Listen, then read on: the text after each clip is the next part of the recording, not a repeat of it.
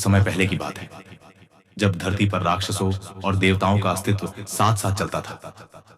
त्रेता युग में एक नाम रहस्य और डर का प्रतीक बन गया, शूर्पणखा।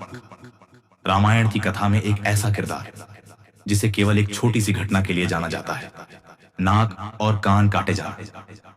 लेकिन क्या आपने कभी सोचा है कि शूर्पणखा का पूरा जीवन कैसा था?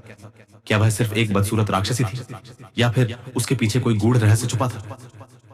शूर्पणखा राक्षस राज विश्रवा और राक्षसी कैकेसी की पुत्री थी। वह रावण, कुंभकर्ण और विभीषण की बहन थी। कहते हैं शूर्पणखा बचपन से ही क्रूर थी, काले रंग, विकृत चेहरे और एक कुबड़ के साथ। लोग उसका मजाक उड़ाते, दूर रहते। उसे यह सब सहना पड़ा, लेकिन उसके अंदर एक इच्छा हमेशा जलती रही, सुंदर बनने की। एक दिन जब रावण ने अपनी बहन को अकेले में रोते हुए देखा, तो उसने कारण पूछा। शूर्पणखा ने अपनी क्रूरता का दर्द बताया। तब रावण ने उसे बताया कि उनमें जन्म से कुछ मायावी शक्तियां हैं और वह अपनी इच्छानुसार रूप बदल सकती है। यह सुनते ही शूर्पणखा को लगा जैसे उसकी दुनिया बदल गई। अब वह जब चाहे, जैसा चाहे रूप धर सकती थी। नई शक्ति से प्रसन्न होकर शूर्पणखा जंगलों में घूमने लगी। वहीं उसकी भेंट हुई बलिष्ठ दानव विद्युत जिह्वा से। दोनों ने एक दूसरे को पसंद किया और रावण ने उनका विवाह करवा दिया। जीवन शांतिपूर्वक बीतने लगा, लेकिन शांति ज्यादा दिन नहीं टिकी। रावण, जो पूरी दुनिया पर विजय चाहता था, उसने अपने रास्ते में आने वाले सभी को मारना शुरू कर दिया, यहां तक कि विद्युत जिह्वा को भी। अपने पति की मृत्यु की खबर जब शूर्पणखा को मिली, तो वह अंदर से टूट गई। क्रोध और प्रतिशोध की ज्वाला में जलती शूर्पणखा ने रावण को श्राप दिया, मेरे ही कारण तेरा सर्वनाश होगा। और वह चली गई दंडकारण्य की ओर, जहां वनवास काल में श्री राम, लक्ष्मण और सीता रहते थे।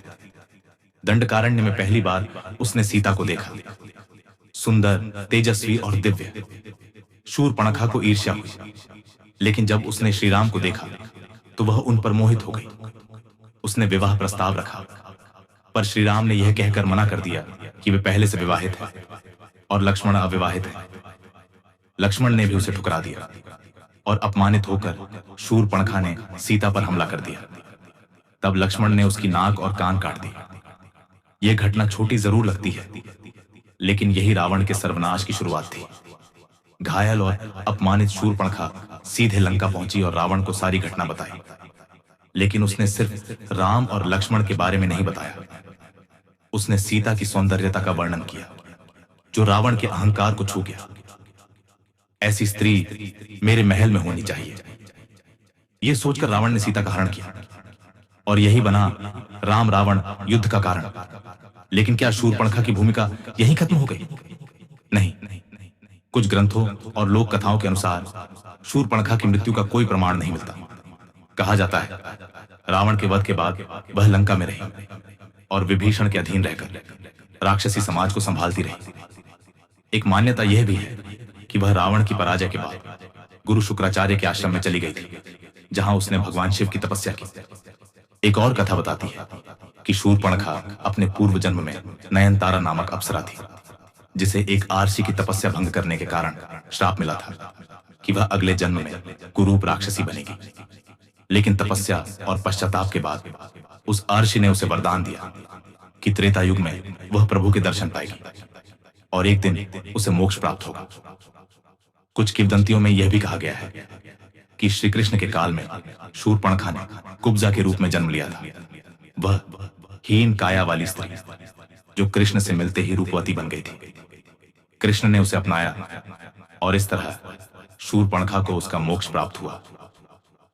शूर्पणखा का जीवन केवल एक राक्षसी का जीवन नहीं था, वह पीड़ा, श्राप, प्रतिशोध और अंततः प्रायश्चित की एक जीवंत कथा है।